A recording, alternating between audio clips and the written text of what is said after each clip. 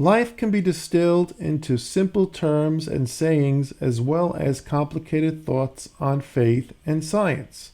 But what really interests me as a writer and creator on YouTube is perception. Everything in life can be broken down into how one perceives the world around them. On the surface, Fargo, the television series, is like the feature film directed by the Coen brothers, who also serve as executive producers on the series, with gifted writer, producer, showrunner, and occasional director on the series, Noah Hawley. Together, they have created an anthology series where each season is relatively self-contained, but also takes place within its own universe, allowing for characters at different stages of their lives to appear or have actions referenced, including elements from the feature film that inspired it. Fargo is a character-driven crime drama with dark comedy mixed in subtle ways, often mirroring the original movie and arguably, depending upon how optimistic or pessimistic you view the world around you, Fargo mirrors life, despite taking place largely in the North Midwest region of the United States. Yet Fargo is not real, despite claims that begin the movie and each episode of the series. This video will contain spoilers for the first 4 seasons of Fargo, as well as the first 4 episodes of Season 5. The 5th season of Fargo is airing on FX, with episodes streaming afterwards on Hulu. You can also watch the previous 4 seasons on Hulu as well. Rather than approach this in a chronological order according to the years each season takes place, I will be covering a specific, at times subtle aspect of the series in particular. But I will not compare Fargo to any other series that deals with similar themes, nor will I be comparing it to the movie that inspired it. This is to keep this video focused, since it's very easy to go off on a tangent trying to compare and contrast the works of other writers and directors, producers, and so forth, regardless of the media they choose to present their work on. I feel that there are 2 quotes that Shakespeare stated that sum up the world of Fargo, just as at times it can provide resonance and understanding to our own perceptions of life around us. Those 2 quotes are, "The fault, dear Brutus, is not in our stars, but in ourselves." This line comes from Julius Caesar. The other work of Shakespeare that I feel reflects how one perceives the action and events in Fargo comes from Hamlet. The quote being, "There are more things in heaven and earth, Horatio, than are dreamt in your philosophy." Perhaps not so ironically, both quotes come from tragedies. But while I would not call Fargo a tragedy, there are elements that are tragic that are based on character judgments and decisions. But at the same time, there are occasionally supernatural elements that left open to interpretation and how the characters choose to react, because regardless of your faith, belief system, and scientific understanding, it could be argued that life has many unanswered mysteries that can appear random, but sometimes what occurs is the result of causality, and even one might say karma. We may never understand anything truly, yet sometimes one can feel guided by providence. In season 1 of Fargo, we are introduced to the almost devil-like assassin Lorne Malvo, and his ability to beguile and influence corruptible people into taking actions that lead to their ruin. Yet while Malvo is sometimes described as not being human, it can be stated that you don't need the devil to come around when you have people like Lorne Malvo and the man who he corrupts, Lester Nygaard, who at first becomes empowered by the actions he takes that become increasingly terrible, since he is like a fly caught in a web of his own making.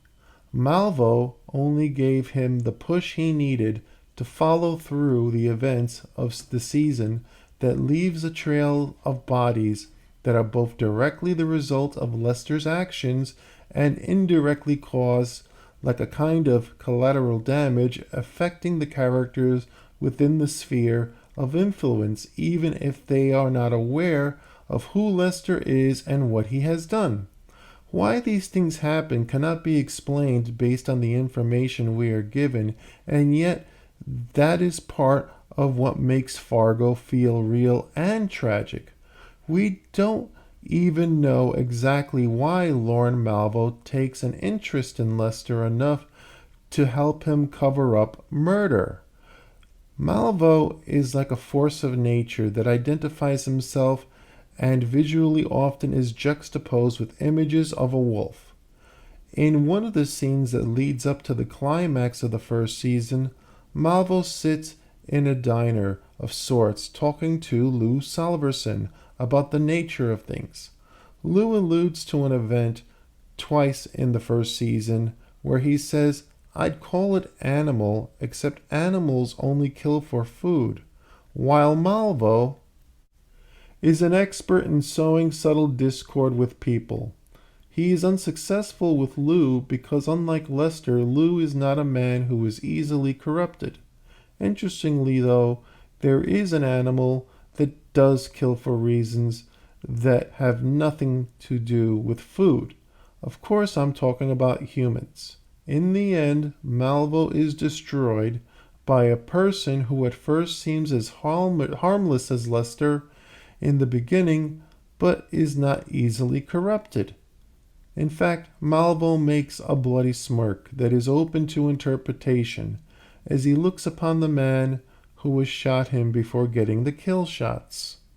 In Season 2, we learned that back in the 1970s, Lou was a state trooper, and he witnesses a catalyst that seems to herald acts of cruelty and poor judgment, while its appearance is also largely responsible for the survival of Lou, who at the time is able to reach for his gun after being strangled by a person who then gets distracted by the appearance of a UFO that is otherwise never explained. It simply exists beyond what we may think of as supernatural, and yet at times the actions of others can set just as nebulous a tone to a person as the sighting of an identified aerial phenomenon. In the third season, we are introduced to a character who appears to give sage-like advice or anecdotes, and yet he also appears to judge others as being either redeemable or he heralds justice for the wicked. His name is Paul Moraine, and Paul has a grasp on Jewish mysticism, and when I first saw him in the third season, I thought he could be an archangel. But my research yielded something I think may be closer to who his character might be. On Wikipedia, I read an article that refers to the Wandering Jew, which is a mythical immortal who seemingly acts like a herald for those he encounters.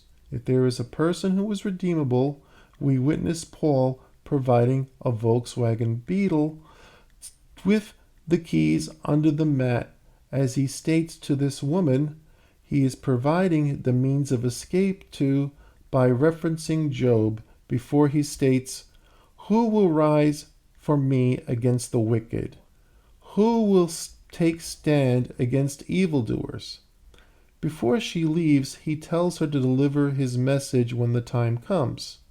He says, "To the wicked, tell them, though thou exalt thyself like the eagle, though thou make thy nest amongst the stars, thence will I bring thee down, saith the Lord." He even reassures her that when the time comes, she will remember. Seconds after she leaves, a point man that has spent much of the episode trying to kill the woman who just left is addresses as Yuri, despite not appearing to have known each other prior to what occurs next. Paul says, "You are Yuri Gurka, Cossack of the Plains, grandchild of the Wolves' Hundred.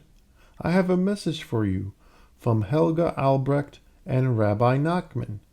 Yuri then sees a black and white vision of a large group of people standing together on top of a mass grave, while ominous music can be heard. For the rest of the season, neither Yuri or Paul are seen again. It should be noted that early on, Yuri describes himself as being a Cossack before murdering a Ukrainian investigator, and he wears a wolf-like covering over his head. Paul goes into detail about the atrocities committed by the Cossacks before giving away the Volkswagen Beetle. I'm inclined to believe that while still being human, there is something about Paul based on what he says and how he appears as being something supernatural, and yet Paul looks like a normal middle-aged man. In the 4th season of Fargo, there is a ghost of a ruthless slave ship captain that haunts various members who are black because it is said that he met his end through a slave-led rebellion on the ship, and this slave was ancestors to the protagonist's family. He is clearly not of this world anymore, and he sometimes appears to be a harbinger. Death or doom for those he haunts, and yet he mysteriously detaches himself from the family when a nurse serial killer spots the ghost and later before she is executed.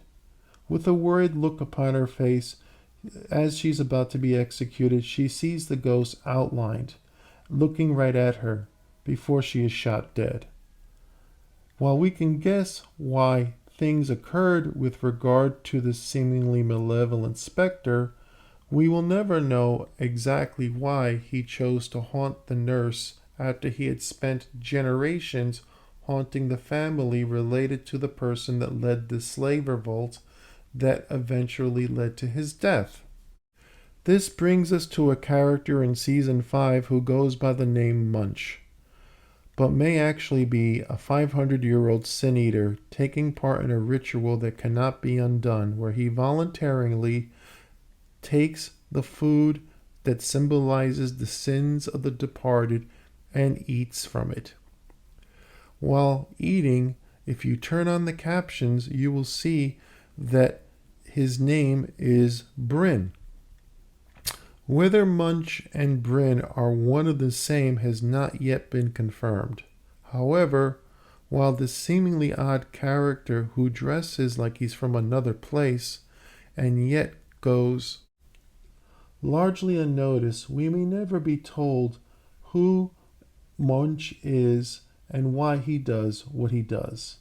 Yet there is a scene where 2 police officers are viewing surveillance footage from a convenience store where Munch had murdered the clerk. It appears that Munch does not appear on cameras even though he was there. It is almost like he is not truly human. All of these elements that I have addressed are just the tip of the iceberg in appreciating the subtleties inherent in the storytelling of the television series Fargo. Perhaps our perceptions of reality are as illusory as understanding the seemingly supernatural subtext that actually reminds us to not just think about the show, but to question almost anything there is. For there are lessons to be learned, and we are, if anything, students in a classroom, learning what we can about life and hoping whatever lessons we are imparted will not require anyone to repeat the grade.